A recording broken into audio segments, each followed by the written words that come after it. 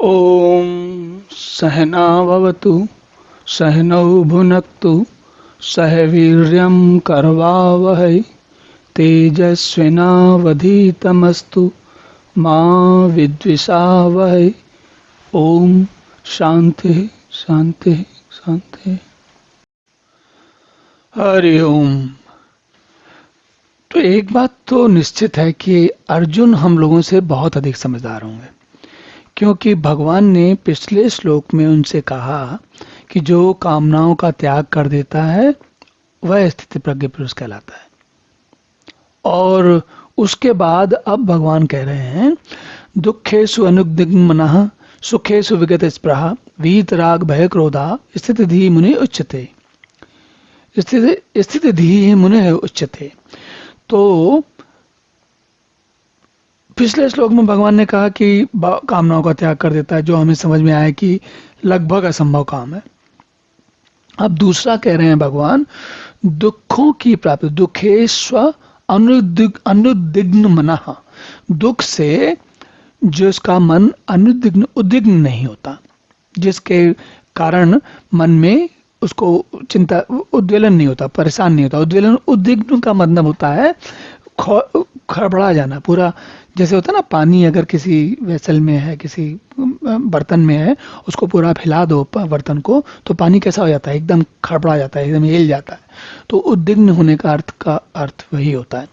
तो भगवान कह रहे हैं दुखों की प्राप्ति से जिसके मन में उद्वेग नहीं होता मतलब खड़बड़ाहट नहीं होती। सुखों की प्राप्ति में जो सर्वथा निष्प्रय है, निष्प्रय कहते हैं जिसके ऊपर कोई प्रभाव नहीं होता। निष्प्रय शब्द का अर्थ होता है जो स्पृहा नहीं है, जिसमें स्पृहा का अर्थ होता है जो कुछ मिला उससे चिपक गए, और चिपक जाने की जो स्थिति होती है उसको स्पृहा कहते हैं।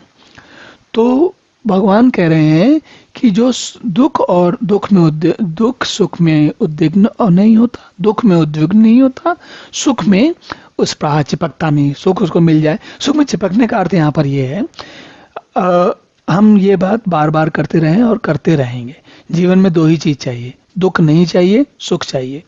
हम दुख को छोड़ना चाहते हैं और सुख से चिपकना चाहते हैं, दुख से दूर रहना चाहते हैं और सुख हमारे पास हमेशा रहे, हम ये चाहते हैं। सीधी सी बात है, ये सबको समझ में आती है। इसके अतिरिक्त भगवान कह रहे हैं वीत राग भय क्रोधा। वीत मतलब गुजर जाना, पूरा हो जाना, भूतकाल हो जाना। क्या भय, वीत राग भय और क्रोध, इन तीन चीजों से आप ऊपर उठ जाते हो, आगे चले जाते हो, नष्ट हो जाते हैं। जिनके वीत हो जाते हैं मतलब खत्म हो जाते हैं, नष्ट हो जाते हैं, पुराने हो जाते हैं, चुक जाते हैं। क्या चुक जाते हैं? वीत राग भय क्रोधा। देखिए, हमने पिछले श्लोक में कहा था कि कामनाओं का त्याग करना असंभव काम है। अब ये बात भी साफ साफ समझ में आ रही है, राग भय क्रोध। एक बात बताइए, राग नहीं होता, अच्छे भोजन का राग नहीं, मिष्ठान का राग नहीं, या अच्छे संगीत का राग नहीं, या सुंदर दृश्य का राग नहीं, या सब कोई हमारी वाहवाही करें इस बात का राग नहीं। किस बात का राग हमको नहीं होता? किस बात के से हमें इच्छा नहीं होती, हमें लगता है कि ये मिल जाए हमको? राग का अर्थ होता है जिसमें कि हम जो हम चाहते हैं। तो हम कौन सी चीज नहीं चाहते हैं? ये जो 4-5 चीजें मैंने मोटी मोटी बताई, लिस्ट तो बहुत लंबी है। अब वो कौन सी चीजें जो आप नहीं चाहते, वो तो सब चाहते हैं। फिर भय। जीवन में मैं आपको एक बहुत साधारण बात बताता हूं, बहुत बड़े बड़े भय तो अलग बात है। अगर आज के समय में आपके पास क्रेडिट कार्ड है और क्रेडिट कार्ड का बिल आप चूक जाओ, या उसमें क्रेडिट कार्ड के बिल में बहुत ज़्यादा क्रेडिट चढ़ जाए, आपने पैसा ले लिया और वो जो देना है आपको महीने में, उसको अगर आपको उसको देख के आपको भय नहीं होता कि ये बढ़ता चला जा रहा है?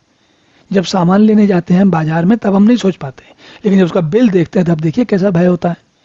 और मैं ये एक बड़े साधारण व्यक्ति, बिल्कुल साधारण व्यक्ति की बात कर रहा हूँ, जो हम, या मान लीजिए चलिए आपके पास क्रेडिट कार्ड है ही नहीं, ठीक है, अब आपके पास डेबिट कार्ड है।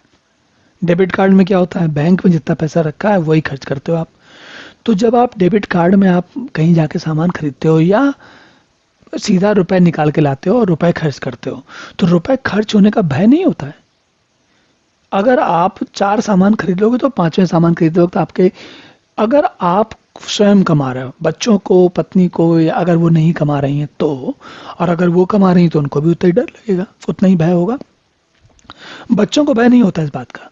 बच्चे तो कहते हैं कि आने दो जो कुछ आ रहा है, उनको ये इस बात से कोई चिंता नहीं होती। लेकिन आपको और आपकी पत्नी को तो भय होगा।